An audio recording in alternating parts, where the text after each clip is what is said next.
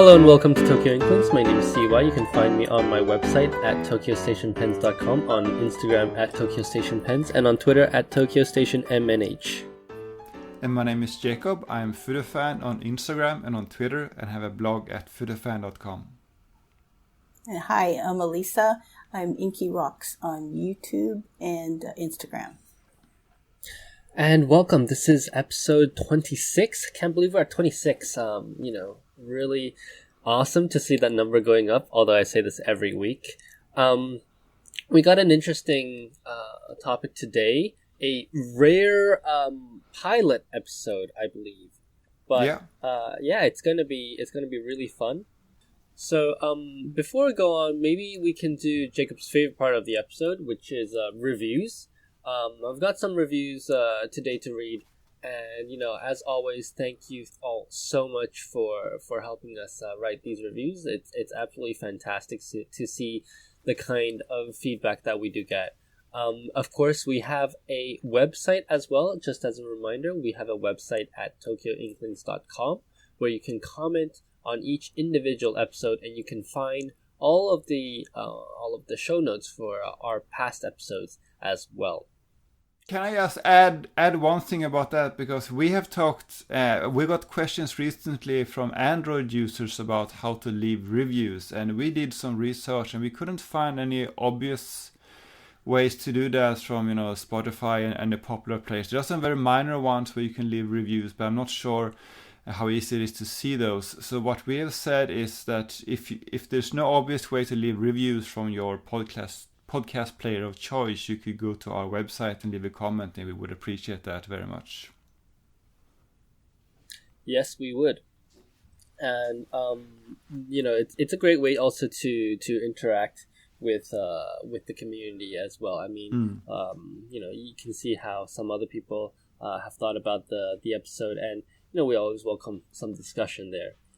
So let's get into our first review of the day. An insightful look into the Japanese stationery market from Red Hat via Apple Podcasts. So Red Hat says, lighthearted podcast focused on Japanese stationery, offers a rare glimpse in English to all the wonders often hidden to the rest of the world. CY and Jacob offer unique views on how they navigate through the stationery mecca known as Japan. Special guests offer even more ways to experience that stationery bliss. It's a joy to listen to, but a word of warning, your wallet could experience some significant loss. So thank you, Red Hat. Red Hat 08. That's really, really nice of you. And I agree. I mean, my wallet has taken a hit, at least. Yeah, that happens. All right. And then we have a second review to read today. And the second review is from South Africa. So thank you so much. It's by Heart Pen via Apple Podcast. Heart Pen says, great in-depth info on Japanese pens. I really enjoy getting to know the Japanese pen and stationery scene through the informal chats with CY and Jacob and their super interesting guests. You should definitely follow and subscribe to this podcast. So thank you, Heartpen. What a wonderful thing to say to us. And fortunately, we have one of those super interesting guests today, so it'll be a good episode. That's right. All right. So we have a lot of things to get through with our super interesting guest, but before we do that, let's have a quick chat on what's changed, because Jacob, as last time we were discussing, you still had a cast on your arm, and I had some special announcement to make. Sure. Why don't you update us on your arm? Yeah, so last time I talked about how I broke my arm. I was running and fell in a very bad way, and I got what's called a radial head fracture. And for the last 4 weeks, I've had a long arm cast, and you saw that a few days ago. But yesterday, the cast was finally removed. So my arm still hurts a bit, depending on how I move it, and I don't have quite the same I can't move it quite as much as before, so I need me to do a bit of rehabilitation. But the big thing is I can write again. So the first thing I did when I came home without the cast was to ink up some pens and get back to writing. Yeah, does that feel weird because you haven't used that arm in like what, a month? It does, because you haven't used the muscles, right? So you feel quite weak, and it does feel like you're kind of learning, almost like you're learning to write again. But that was just sort of briefly, and now I feel I can write just like before. There's certain things I can't really do. I can't lift my arm quite as much as before, so it's difficult. Yeah. Still difficult to use chopsticks again. I need to do more rehabilitation for that, but I can write and I can type on my keyboard, so I'm happy. That's great. Yeah, at least you have your full range of motion, so you'll be back in the office soon. Yeah. As for me, so I've actually resigned from my job. Oh, really? Oh, that's news. This is an exciting episode. Holy smokes! Yeah, so I resigned from my job. I think the day after this podcast went out. So 2 weeks ago, and next week will be my last day at my current employer. And so I start a new job on the 15th of March. So that's very, very exciting for me. Wow. But yeah, I've been pretty busy, doing the transition and stuff like that. So, a bit busier than I would have liked. But now I hope we're going to get back to a regular cadence in my life that I can work on some different projects. But yeah, there's a lot of paperwork required in Japan. I'm sure that's true elsewhere too. But I remember 1 year ago when I changed jobs, there is a lot of HR-related paperwork that needs to be sorted out, and you don't have that much time to complete it, so it can be quite hectic. No, and a lot of companies, like, they're kind of supportive, but not really. It's like they're supportive at like halfway. I don't know. Anyways, so extra special guest Alesa, what do you have any life-changing news you want to share with us? Holy smokes! Let's see, I didn't break my arm and I didn't change jobs, so yeah, I'm pretty boring. No problem. You're going to talk about an acquisition that you got later. That's going to be the main topic. So you are our... Oh, seriously? That's a little nerve-wracking. You're our star guest.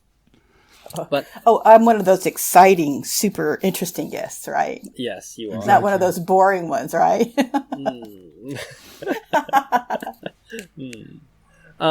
So before we get to that, let's get to some acquisitions. Kind of like an extension of what's changed from last time.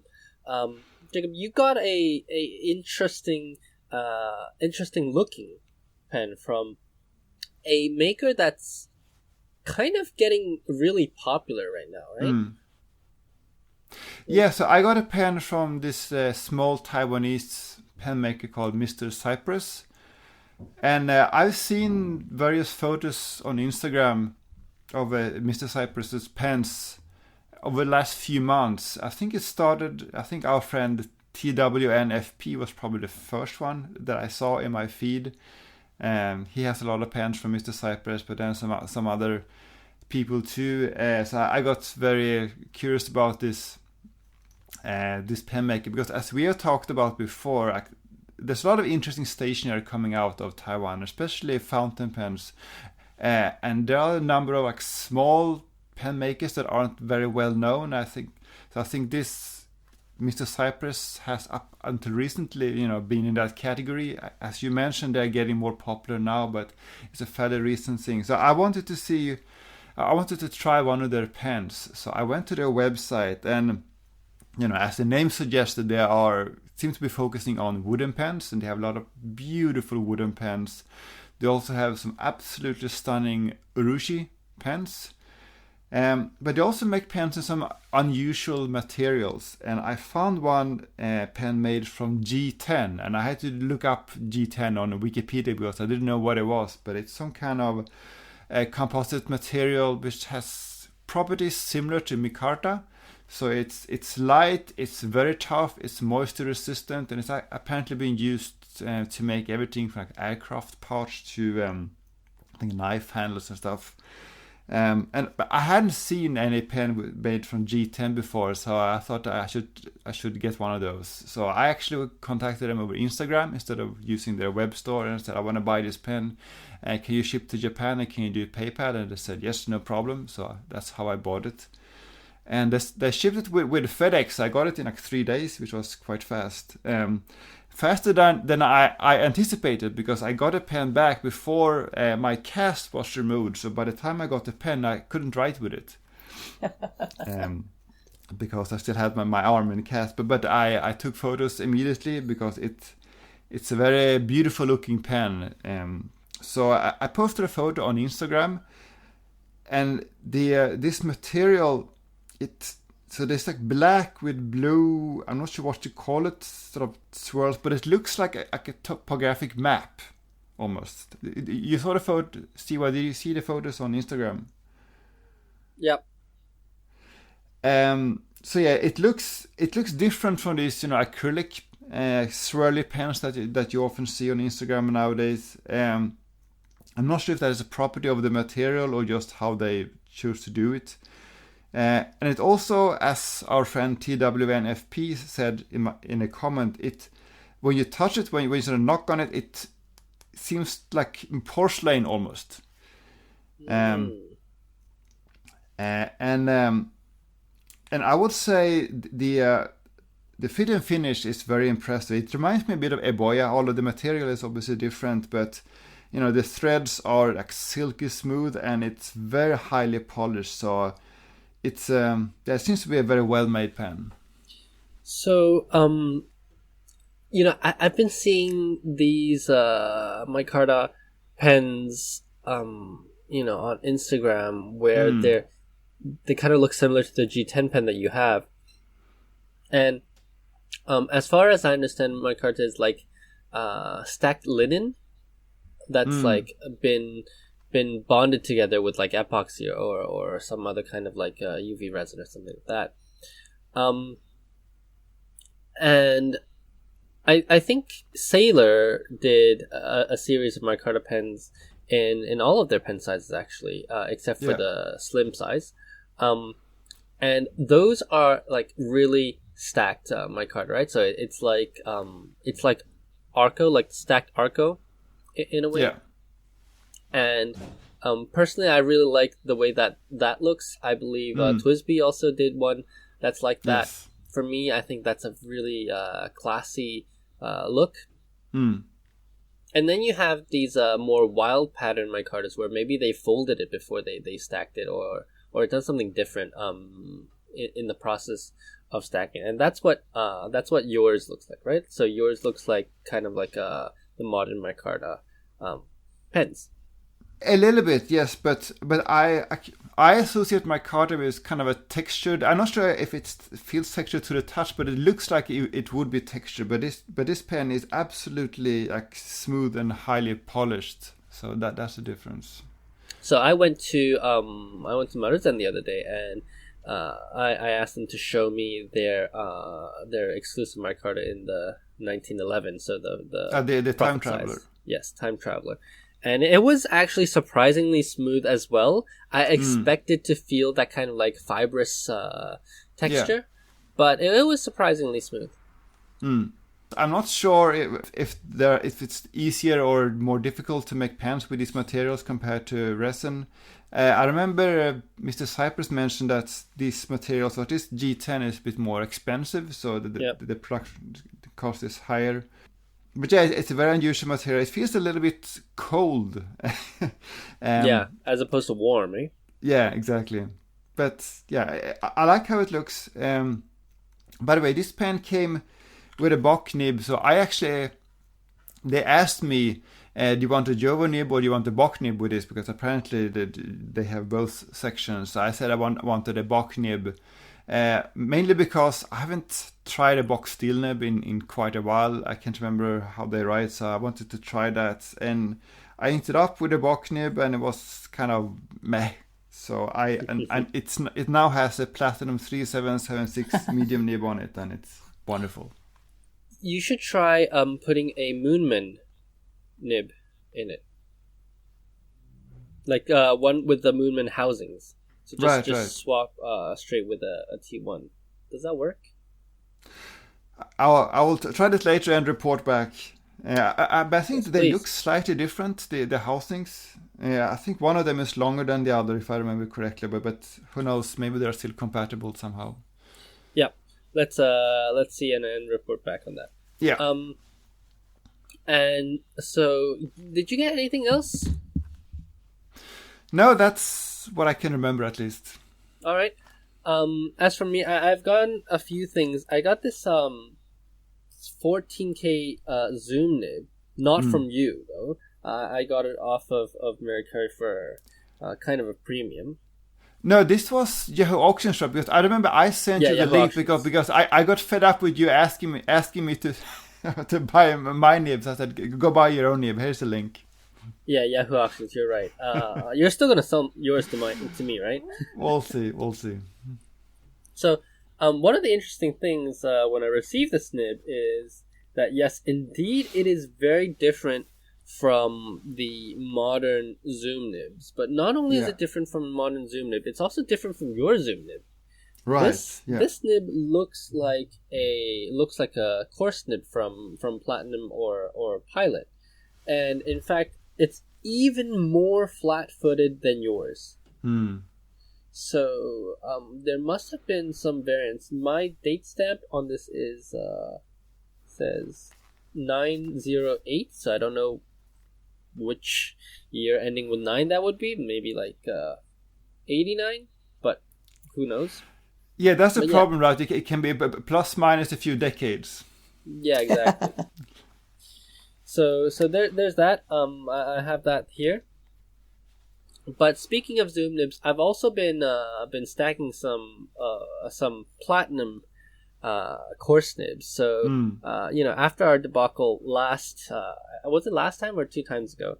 I don't remember. But after the debacle with my stacked Mont Blanc, I decided to go back and stack some Platinum nibs, and it worked pretty well. I found that the Platinum nib was a bit harder for me to stack, but at the end of the day, now I have a very, very juicy cross Naginata, and it's probably going to be bound to the US. I do have some people expressing interest, and I put out a poll a few days ago asking what I should do next, because I managed to get these 3 Platinum coarse nibs the other day when I was in Marzan, and so they seem to be destined for a King Eagle. So if I manage to make King Eagle, I'll report back. But so you're saying that the Platinum ones were a little bit more difficult. Would that be because of the geometry of the nib, or because of the difference in the tipping materials? So when I welded the Mont Blanc nibs, the little parts, the cut out parts on the top lay more flat on the Mont Blanc nib. And I think with the Platinum nib, it's there's a bit more inconsistency in between each of the nibs, so it didn't lie as flat as I wanted it to be. So that was definitely a challenge. But in the end, I did manage to make it work. Interesting. By the way, I recently I was reading a Shumibun article about the cross point, and it actually says that the cross point is really meant. It was designed as an upgrade to the Naginata Toge, and the goals were specifically to make it write wetter. That's interesting.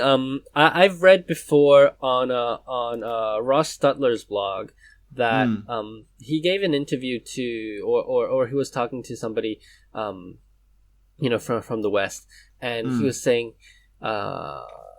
see how there's a horizontal slit as well in the tipping, and how that makes it more wet, and maybe he was talking about this cross point nib, I did a quite an in-depth write up on the cross and the origins of the cross points as well, and based on my research, according to Moriyama, Moriyama claims that Nagahara Senior created the cross point for a customer who wanted to draw, and I think that's very interesting because it seems like you mentioned before, right, that he made the Concorde for people who wanted to draw.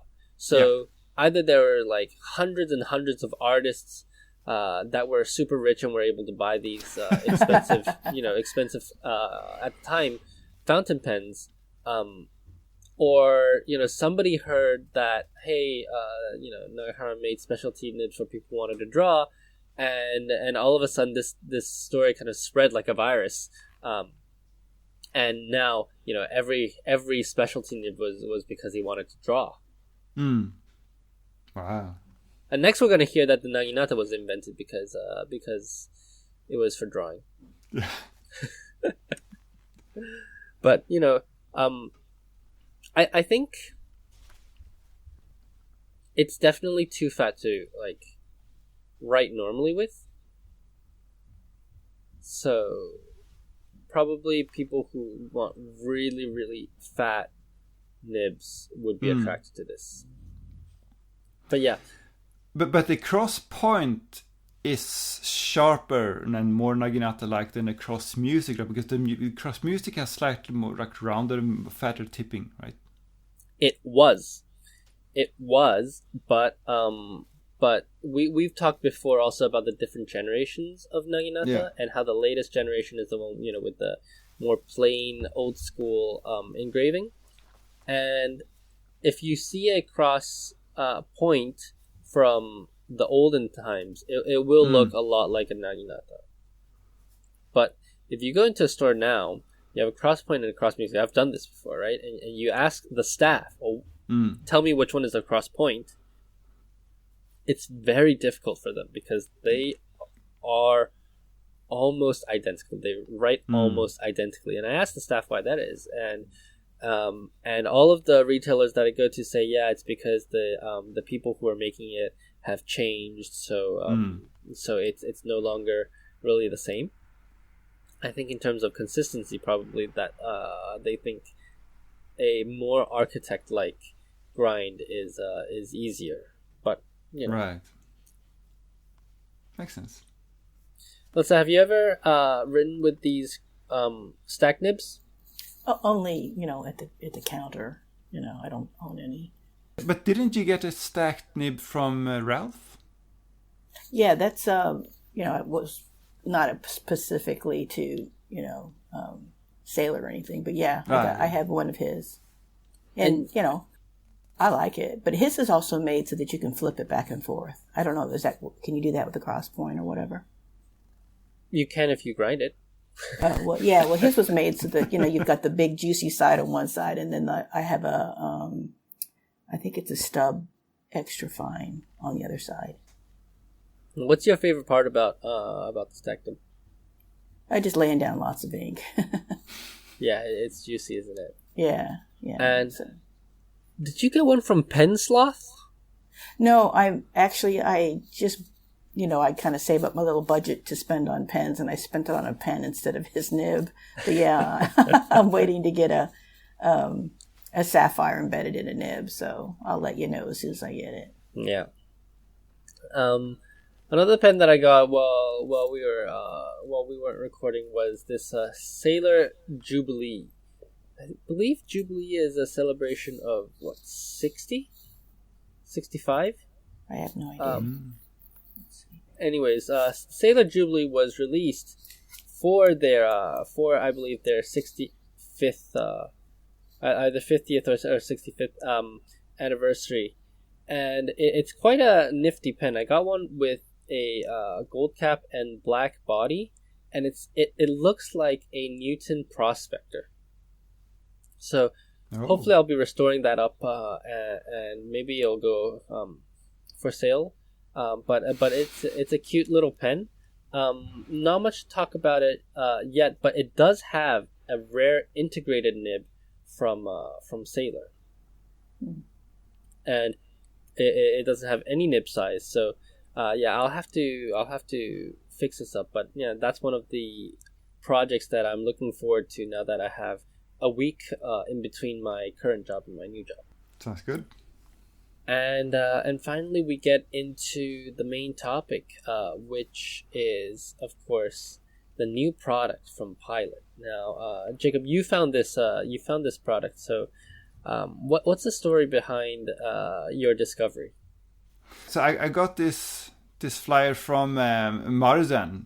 So first it listed all the new all the Maruzen exclusives, but then on the back side it had a list of other pens that's going to be sold at the pen fair. And it was one pen I hadn't seen before, and it said new, and it was a Pilot, and it said Custom Heritage SE, and I'd never heard about Custom Heritage SE, but it was a brief description that said that it's going to be like beautiful acrylics and so on. And so then I went to Pilot's website, and I saw that there was a page for Custom Heritage SE, but there were no photos on it, or as in the image links were wrong, so you can only read the description, but you could tell that this was a pen with a number 5 size nib. It's going to be available in 5 different colorways, and it's going to be 30,000 yen plus tax. But then I actually figured out the how to load the images, because they were just linking to a different website. So I found the images, and they're all like 5 beautiful, like swirly acrylics. But what's most interesting, and I guess we're going to talk more about this, what's most interesting to me about this pen, Custom Heritage SE, is that as far as I can tell, except for the engraving on the cap band and except for the actual colors, it is basically the recently discontinued custom Legans with a new name and a new price. Yeah, we'll get into the custom Legans talk later as well. But somebody of the three of us owns this pen. I wonder who. So before we get into kind of the history and the talk of the custom Legans and the Heritage SE, what do you think of this pen? I went to go look at it just because, Jacob let us all know the stuff he was talking about. And I was dead set against getting it because I thought it was ugly. And pictures... we said that we'll wait for you to have one so we can talk about it on the podcast. Yeah, you knew me too well. But because, I was saving my money for the pen sloth nib. And the pictures aren't... They really don't do it justice. You also looked at the orange one, right? I think you sent us a picture of the orange one. Yeah, I looked at all of them. Yeah. Well, I didn't expect to like it. And I have a bunch of Pilots that I don't use, and I've been thinking about maybe having Hiroko do something with them or something. But I really prefer Pilot nibs over Sailor nibs. But I think I've just been going down the Sailor rabbit hole because all the different colors and designs they come out with, and Pilot does nothing like that, right? So I wasn't impressed. And when I showed up there, they didn't have the blue, or it comes with blue, black, and the green. They didn't have those, but they just had the red and the orange. And it just shocked me how like shiny, glittery it is. It's kind of glittery, cloudy looking, and yep. I'm not sure what it is about Japanese pen companies, but it seems like people or companies outside of Sailor just don't take very good pictures of their pens. And I think it would get a lot more attention if they did take better pictures. But it's just very, very not Pilot-like. It's really shiny. And I wasn't able to see the blue or any of that. And so they said we're going to take another shipment here in 2 days. And so I came back again. And I kind of know the salesperson there really well. And yeah, I wonder why. But he said he would save me a blue because they made more blues and then they made more greens, but they're just, everybody's selling out of them. And when I did show up 2 days later, they had already sold out of the blue and greens, and all they had was the orange and the red and the black, I think. And he saved one for me, so I was able to get it. And then they've got another shipment coming in on Monday, but they're not even sure if they're going to be able to get the blue. And they just kept telling me, don't worry, this is not a special edition. That it's going to be sold as a regular lineup kind of thing. But then I was trying to explain to him about, well, one of my friends said that they took it off the Sailor website. So I was thinking maybe, they weren't going to sell it or something like that. And they were just like, we don't know about that. All we know is just hard to get the blue and the green. So, why they're all sold out? Because you're not supposed to sell them yet. That could be it, but it's only the blue and the green that's selling out. I mean, they still have orange and red, and the red one's really pretty. But that I think what Jacob said, they weren't supposed to sell it until March, which is tomorrow. So but did they have the blue and green where you looked at? They did. They had all the colors, and it was interesting because I was talking to the staff, and we thought that the red and orange would sell out first. Yeah, because it's really bright. It's really, it's really unusual. I mean, it's not a Pilot pen. That's the main reason I bought it, because it's not a Pilot pen, Yeah. And we also talked about how, the different colors. I think the blue, the green one, they're okay, but they kind of look dark, right? Like it doesn't really show the material as well, I think, as the red and the orange one. Just in terms of the swirls, you have to look a lot deeper in order to see those swirls. But maybe that's why it's selling out. Well, I think it's also the light. Like, I took it home and right away stuck it in the sunlight, and the thing's just it's about as bright as the orange one you sent the picture of. Yeah. I mean, it's just just jumps out at you, which just the whole time I'm thinking this is not a Pilot. But I don't know. I don't know if I like it that much, though. Oh, really? Yeah. Not that I dislike it. The cap band is, how on a 912 it has a double cap band, then you've got a little bit of the material before you actually hit the end of the cap. So it looks very finished. The cap band is metal all the way down to the end, kind of like a step down. Yeah, with like a pleasure, which I think kind of cheapens the look. And they wrote Pilot on the clip, which is, I don't know, kind of weird. Is this a Prera or something? And then... But they write Pilot on the regular clips, too. Oh, I've just got a bunch of them sitting in front of me right now, and none of them do. Maybe I just have old models. That's the Heritage clip. Maybe they don't write. Well, I've got a custom Heritage 92, a 912... and whatever the one, the Falcon. Yeah, the Heritage doesn't have Pilot, but the ball clips have Pilot written on it.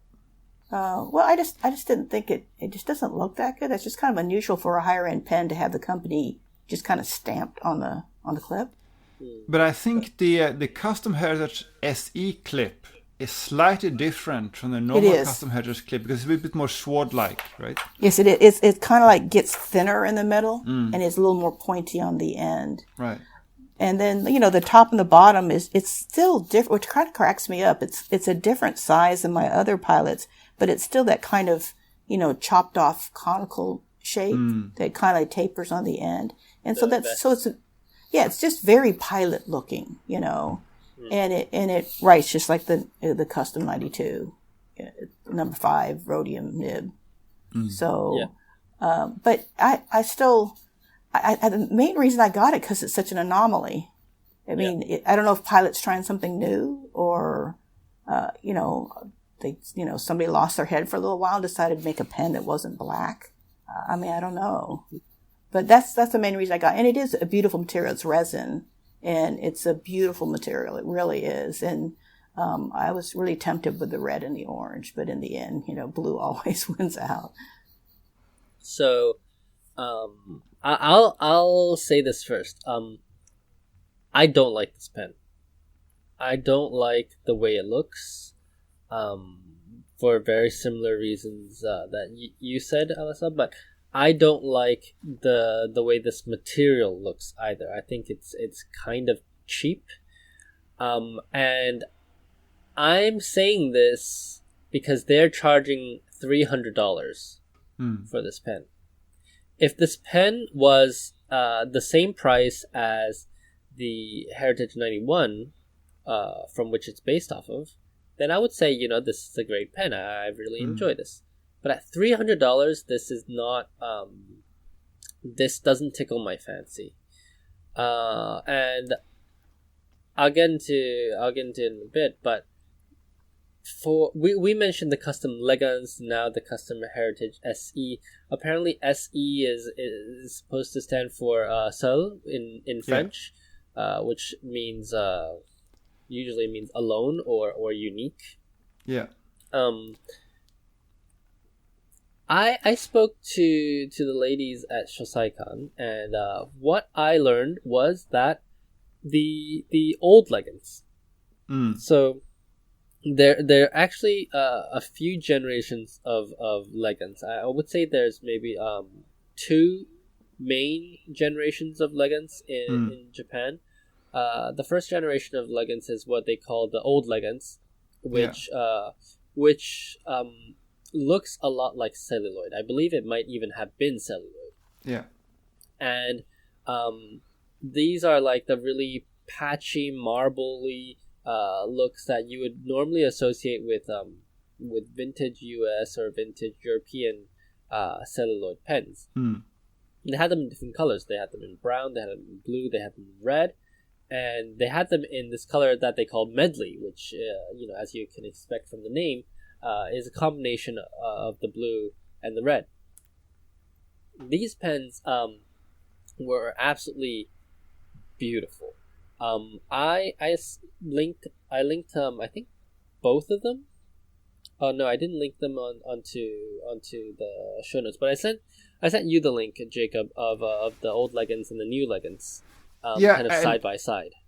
And I did a little bit of research myself on this, so I found an old catalog from 2005, I believe, and in the 2005 catalog, there were 2 custom Legans models.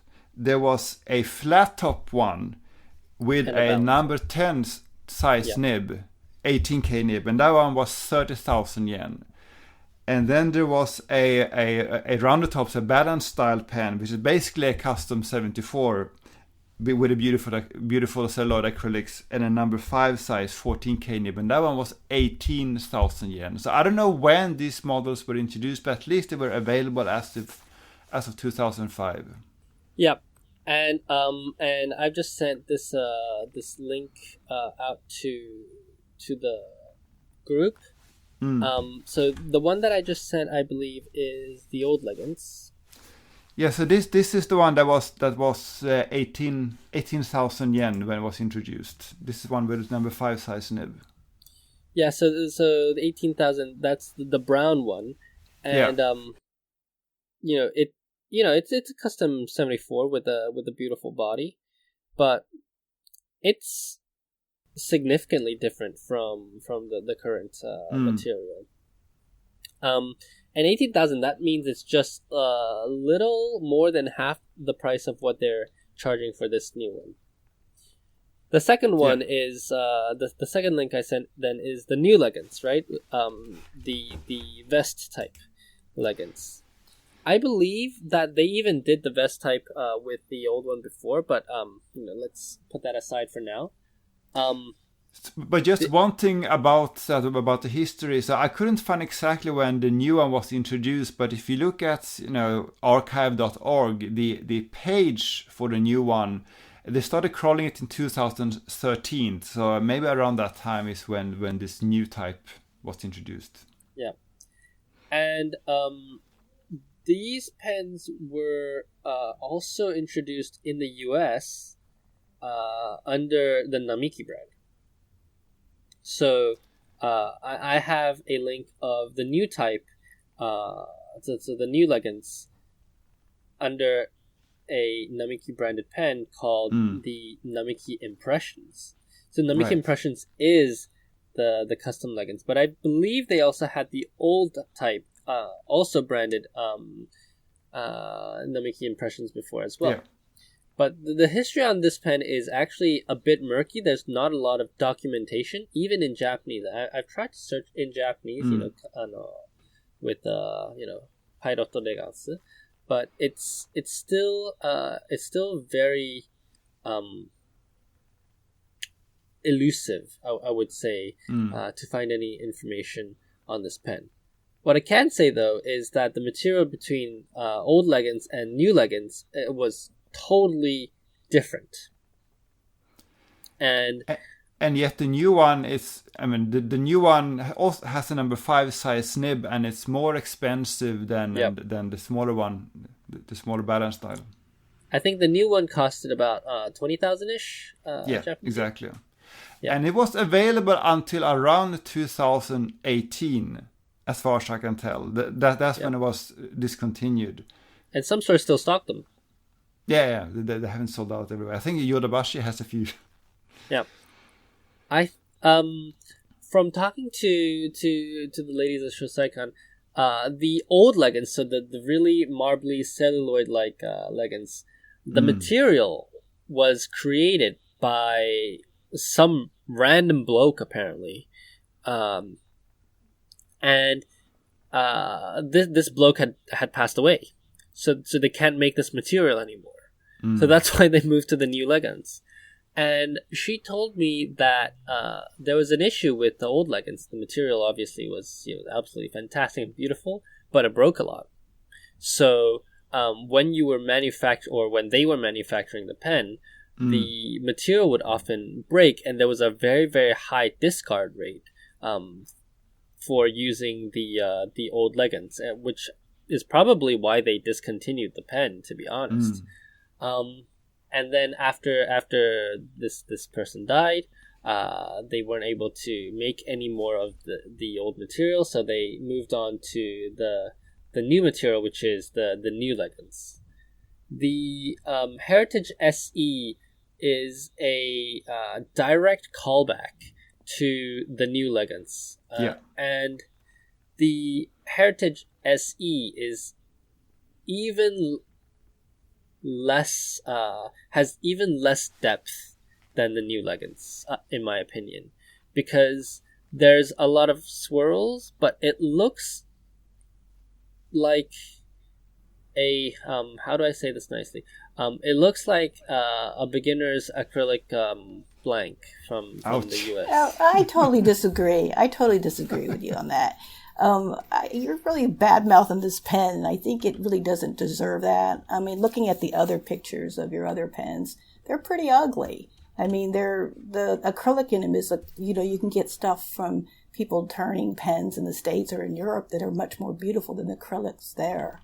And I don't think the Japanese are really on top of the acrylics the way like a lot of the Western pen turners are.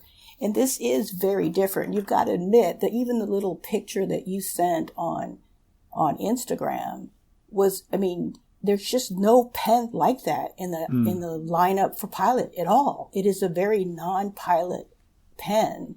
And I think you're maybe looking at the history a lot and maybe looking at the prices a lot from quite some time ago, and just looking at how much Platinum and Sailor has jumped their prices up lately.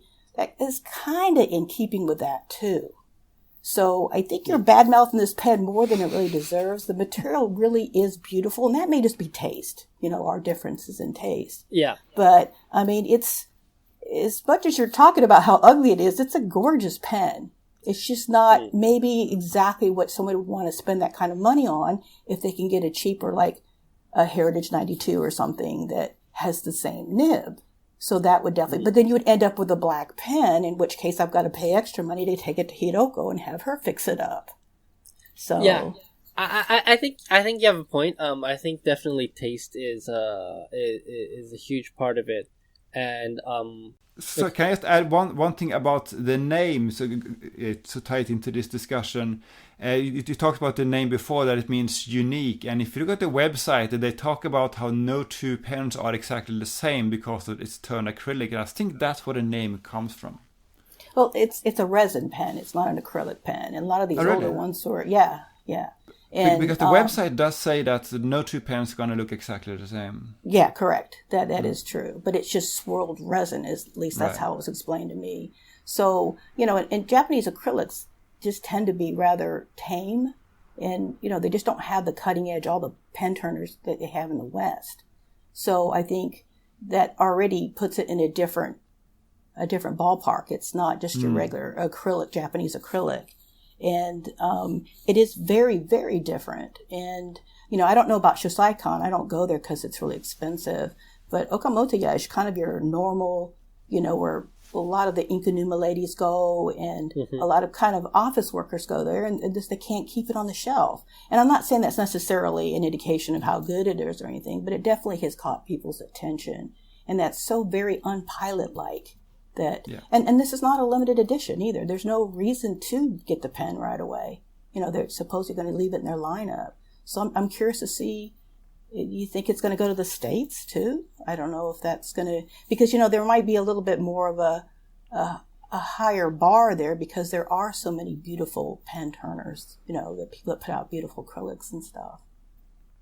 All right. I think this pen will sell well. And I think it is doing well. My issue with the pen is that if you put this pen next to, the Leonardo acrylics, if you put this pen next to, Jonathan Brooks's materials, I don't think the material that they use on this pen, I don't think it compares in terms of the depth.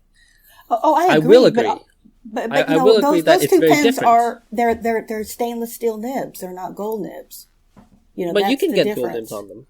Yeah, you can, but then it's going to jack the price up to $500. Yeah, but with a Leonardo, then you get a piston filler. Well, that's again a taste thing too. So right, but but actually mine's over $500, and it's a gold nib, and it's a what do you call it, captured converter. Yeah, but the thing is, you can get a Brooks pen for about $100-$200, right? Nah, not with a gold nib. Fair. I mean, I can't get a gold nib high-end acrylic. Not even high-end. If someone turns the pen, it's going to be $300 because they already run $180-$200 with a steel nib. Right, but then on a gold nib, it's going to be the same price as this pen. And I'm not saying this is more beautiful than those or anything, but it's in the same price range. Yeah, but then if you put it side by side, which pen am I going to choose between the Pilot and the other various? Both. They both, both. They both have their advantages. And I'm sitting there looking at it. It's a beautiful pen. There's just some things I don't like about it that they could have done better, and certainly for the price they could have done better. But I agree that it's the same pen as like a Heritage 92, which is a little cheaper. But then you start comparing to the pens that you said, it's in the same price range. Then it's a matter of taste. And it's definitely, it's a pretty pen. It's just, it's not a perfect pen, No, yeah, I understand what you're talking about. I'm sure this pen was made with the US market in mind, just like I think Sailor's recent release, the Luminous Shadow. I'm sure they had the US market in mind when they made that pen. And in a way, both of those pens are similar because what we have always said, especially about Pilot, but also about Sailor, is that some of the high-end pens, they look kind of boring. And here's their answer to that. Here is a beautiful, colorful pen, part of the standard lineup. Yeah, and it's going to be really interesting to see how it does, and whether they're going to keep this product in their lineup for many, many years to come. Well, that's the significant thing for me, and that was the main reason actually why I did buy the pen. It's a pretty pen, but I bought it because it's just it's Pilot just went someplace else, and I'm curious to test out a pen that Pilot went someplace else. I mean, this is just not like any. At least in the recent history. I mean, I know you guys have done research on the acrylic pens and stuff, which have never really interested me. But this is a very different approach. And I'm just wondering if some of these companies are just trying different things, which is actually admirable. Yeah. Yeah, I'm hoping that they're going to do more with this kind of stuff. Yes, absolutely, absolutely. Yeah, I don't think that this is. I don't think this should be the end of the road for Pilot here. So there's definitely more potential in doing stuff like this, and I'm glad to see that it's actually selling out. But I think, going back to the look and the taste and all of that, there's, how should I say this? How should I say this? It's, for me, this pen looks like they're baby steps. And I totally agree with you. That's why I was talking about like the cap band, this looking like a Placer, or having the Pilot stamped on the clip. There was just some things that they could have done to maybe finish it better, to make it seem like it was a more high-end pen. And they missed on those. They did this with the new Legons too, though. I mean, the clip and the cap band are exactly the same as the new Legons. So it's quite surprising that that Pilot continued with this way. I don't think they see it as something that's lower end necessarily. I think they think that that's high end. Yeah, maybe so. Again, it could be taste. Yeah. But it is, I think, still a quite tough pill to swallow that this pen costs around 3 times as much as the 3 times as much. You're saying the 91 is 10 Ichiman yen? Yeah. I don't think so. Where are you finding a gold nib pen for under $100 at a retail store? Pretty sure it's not very expensive. I mean, even stateside, the Custom 74 is like $160, $180. Yeah, but I'm looking at now the Pilot website, and it says the price is $13,000. So without taxes, for a gold nib. Yeah. Oh, that's pretty good. That's actually pretty good. But like for me, I've got the Custom Heritage 92. It's a piston, and I know this is going to hurt you here, CY, but I'll probably sell that to hang on to this pen, just because it's just like every other Pilot I have. And, if I sell it, I don't think I'll miss it. And it's the same nib as in the SE. So I'll have that same nib, but I'll probably get rid of the more boring ones. Yeah, and you'll be able to buy it at any time anyways, so it's not a huge deal. Yeah. Do you know what nib size it comes in? 5. No, it's just fine and medium. That's it. And that's another drawback there, is that you can't have, Pilot has all these different nibs, and you get limited to just a fine and a medium. Yeah. And that doesn't sit well with me. Yeah. But yeah, let's see. I'm excited to see if they're going to bring this to the US. So, fingers crossed to see if they're gonna have that. I'm also interested in understanding how the listeners think about this pen. Obviously, we have very distinct opinions on this pen, even just within the 3 of us. So I think this is going to be a very polarizing pen. Yeah. Oh, really? Really? You think it's going to be polarized? I think some people are going to love it, and some people are going to absolutely hate it. Yeah, I'm probably pretty neutral about it. I really, I'm right in the middle. I love the color, and I love the sparkle, and the rest of it, I'm like, yeah, it's a custom. But it's kind of 92. It's going to be interesting to see if and when it will be released in the US and other markets, and also what price it's going to be, because prices overseas are sort of all over the place. More expensive. Not consistently, because I think the capless in particular is actually they're the same, affordable. Yeah. Well, they're showing it on on Pensachi for $295. Yeah, I think once you set that there, it's going to be very hard for them to go over $300. Yeah. I wouldn't put it past Pilot. Well, and that's what's going to kill them on that. They're going to get shiyuned, where maybe if you put it too high, no one's going to buy it. Yeah, but let's see. That you're gonna get people who really love this. Jacob, you like this look, right? But you haven't seen it though in real life either, have you? I haven't seen it in real life. I actually do like the product photos on Pilot's website, which are now available. I think the orange one in particular looks kind of interesting. I think my problem is really just the price, the fact that there was almost exactly the same model available in 2018, and now they just they basically recycled that pen and they bumped the price with 50%. If they had just like lowered the price, maybe $30 or $40, it'd be hotcakes. I think it'd fly off the shelf. But right now, you have to think hard because you're breaking that $300 barrier. Yeah, and it feels like Pilot is not quite as daring and as aggressive as Sailor. I mean, again, tying this back to the luminous shadow. I think they're trying to do similar things, but Sailors is more daring because they come up in all new model. They use high-end nibs and so on. Here they're just recycling an old model and with some new colors, a new name. Yeah, but this is great that Pilot is doing it. It's just not a pen that they should have done it with. Yeah, I agree. Yeah, and I think overall pricing could have been improved. I doubt for people who are holding their breath, they're not going to bring this to the 823. They're not going to bring this to I wish they would. The higher end. I wish they would, and not necessarily this specific material, but just stepping out there a little bit, and getting back in the game that way. Because Sailor's just totally taken that one away from everybody.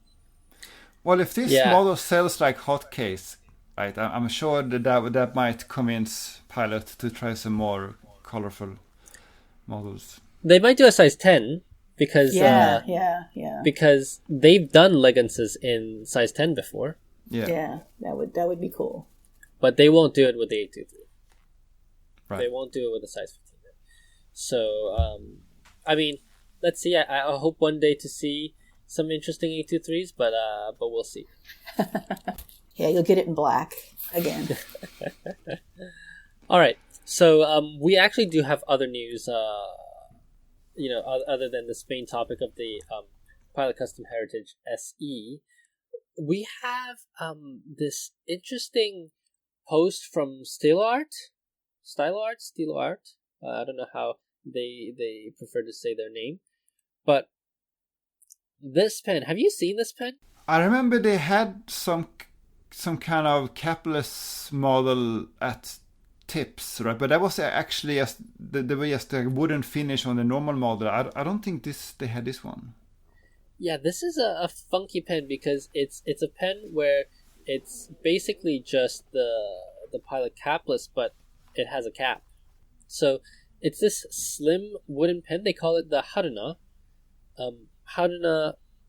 Chiapari, and they're using the capless unit, sticking it into a wooden barreled pen, and this looks like a snap cap too.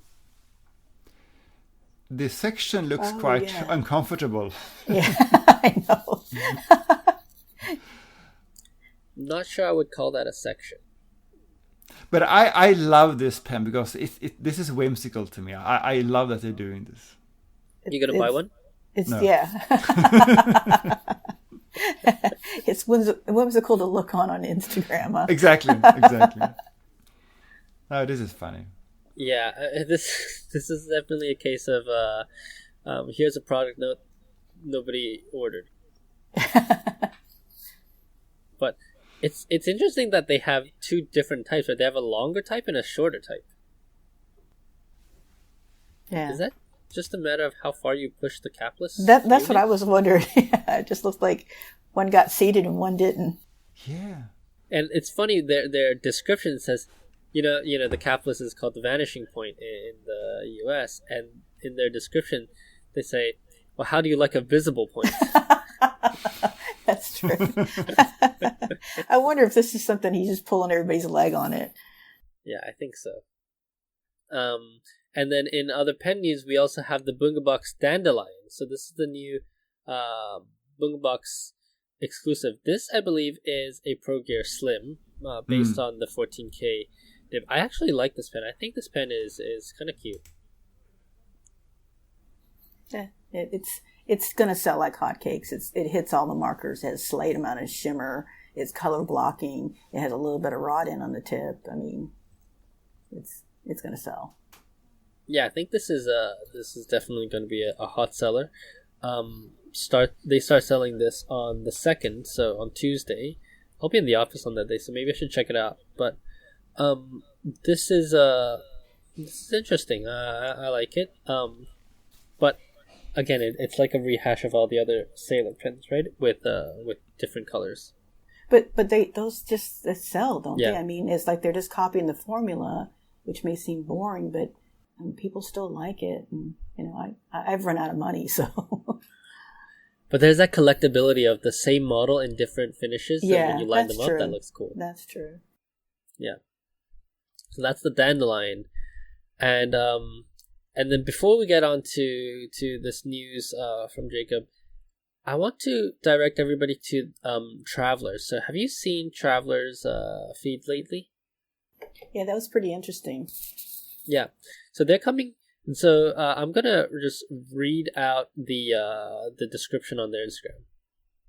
They say, it has now been 15 years since Traveler's Notebook was first released. In those 15 years, we have explored all kinds of new styles, and we ultimately chose not to adopt many of these styles as permanent products. But when we put them all together, we have an exciting compilation of new ways to enjoy Traveler's Notebooks. So just as musicians release albums of their B-sides and rarities, we've re-released a range of refills that are a little bit out of the ordinary. And they have, I think, like 6 or 7 of these refills. 6. The ones that caught my eye the most was this washable paper. What do you think of washable paper? It's made of the same material as those tags that you have in your shirts. Oh. But okay, what kind of tags? The laundry tags, the laundry paper tags. Oh. Well, Yeah. Yeah. So it says this paper does not disintegrate when washed, so you can use it for outdoor purposes where rain is a concern. Near plants that are watered in gardens or on farms, or in areas such as the kitchen or bathroom. And you never have to worry about what will happen if you accidentally leave it in your pocket while doing the laundry. So wait, you write on it and then like it becomes waterproof? I don't think that's what they're saying. I don't think you can write with like a dye-based ink and it will stick. I think they're just saying that the paper won't tear up. Yeah, so to me this sounds more like some kind of outdoorsy thing. Just like those write in the rain like and the notebooks. You're also backpacking and need a notebook for your notes. Yeah, and again, this is I think a product that nobody ordered, but it's cool that they have it, right? Like, it's awesome that they released this product, but I don't think I'm going to, like write in the laundry machine. Yeah, not quite. I mean, if, I guess just from a fountain pen user's perspective, if it's going to, if your ink's going to run off of it, I guess I'm not too worried that the page gets torn up too. Yeah. So it'll be interesting. I'll have to definitely check it out. Yeah. They also have this,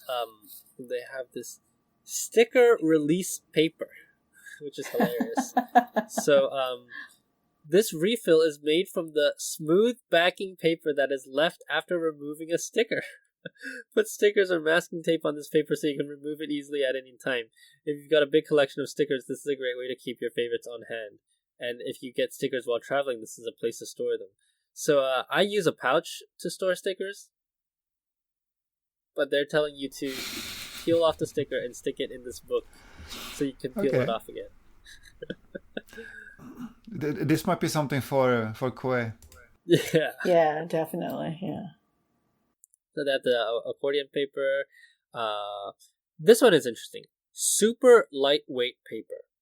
And this is interesting because, as we discussed on this podcast before, the lightweight paper is actually just Tomoe River 52. Super lightweight paper. I wonder if this is also Tomoe River. I believe it should be. but at an even lighter GSM. Because if I look at the product page, first of all, I will never get this product because Tomorrow 52 already has a problem with see-through. This paper is like, it's like tracing paper. So I will never get this product. But then it's probably crinkly though, yeah? It's crinkly if it's like tracing paper. I think so. I mean, this product is insane. I mean, it's cool for when you want to like write something and then have it kind of like translucent so that you can have it for writing over it. But looking at the product page, it's very see-through. So they advertise it as very fountain pen friendly. I'll read the description. The paper in this notebook is even thinner and lighter than our lightweight paper refill. The paper itself does not allow for oil to penetrate easily, so it is hard to smear when using a fountain pen. Not sure why oil penetration has anything to do with fountain pen, because fountain pens use water-based inks. The letters on the back will show through a little because the paper is so thin, which adds a unique look to the enticingly crisp paper. But looking at their product photos, I think will show through a little is an understatement. It actually looks kind of interesting to me. Yeah. It's interesting, but I have no use for such a product. Well, it crinkles, which is kind of cool. And then you just use one side and you see the other side. Actually, yeah, I'm their marketing target. Yeah, and then they've got a bunch of other different papers. They have like these weird graph papers that you can take out. And then they've released these special pouches that are like cases that you can store these new refills in. So yeah, that's Travelers. I think it's hilarious that they're doing this kind of stuff. And you know they know that what they're releasing is ridiculous. So that's a plus in my book. When's it released? I'm sort of going, when is it released? March 25th. Yeah. So a few more episodes. I'll make sure to get some so you can make fun of me. All right, Jacob. Right, so just a minor little thing about Sailor, and this is only sort of tangentially stationary related, but if you look at Sailor's stock price, you'll see that a few days ago it suddenly skyrocketed and it hit the daily upper limit a few times. And it turns out that there is an explanation for that. So there is a Japanese company called Nipro that makes like medical equipment. And apparently this Nipro company is making like syringes that's going to be used to administer, I think, some vaccines, including like Pfizer's vaccines. So Nipro suddenly became a very hot stock. And then someone figured out that Nipro is actually using Sailor's robots to make these syringes. So now Sailor is doing... So suddenly Sailor is now, it's almost like going up like GameStop, not because of their stationary business, but because suddenly the robotics business is booming. So maybe Sailor will hit profitability sooner than we think. Well, they actually, just a few days ago, they released what's called like a Kessan Tanshin, which is like a summary report or like an abbreviated earnings report, which they released before the full earnings report for the whole year. And what you can see in that report is that overall, the company is still losing money and sales overall are down. But you can see that the robotics division is profitable and the profit has gone up by 50% compared to last year. So suddenly that's the division that is doing well right now. Yeah, I suspect Plus doesn't care about that division. Maybe they want to jettison the unprofitable stationary division and focus on the robots. Yeah. But actually, one thing about that, if you sort of read the description of why they think sales are down, they actually specifically mention low-cost stationary products like ballpoint pens. So they say that's where they took a big hit. And they're still saying that the fountain pens are popular. They didn't give us any numbers, but they said the fountain pens are doing well. low-cost ballpoint pens are not doing well. Yeah, they should cut their low-cost pens from their lineup. I mean, we tried the Sailor Neo High Ace. Oh god, that was an awful pen. But yeah, anything else that we want to add to this episode? I think that's it. It's a full episode. All right, and so then with that, thank you everybody so much for listening to episode 26. It's been a great pleasure to make this podcast. Hopefully we'll be able to continue to make this podcast for a very long time to come. Your support means extremely great deal to us, so please consider leaving a review and a 5-star rating on Apple Podcasts. Tell a friend, tell your family member, tell anybody in your life who enjoys Japanese stationery. And yeah, help us grow this podcast so we can go and do even bigger and even better shows for the year to come. And with that said, my name is CY. You can find me on my website at tokyostationpens.com, on Instagram at tokyostationpens, and on Twitter at tokyostationmnh. And my name is Jacob. I'm Foodafan on Instagram and on Twitter, and have a blog at foodafan.com. And thanks, guys, for having me on. I'm Alesa. I'm Inky Rocks on Instagram and YouTube. Bye-bye. Bye-bye.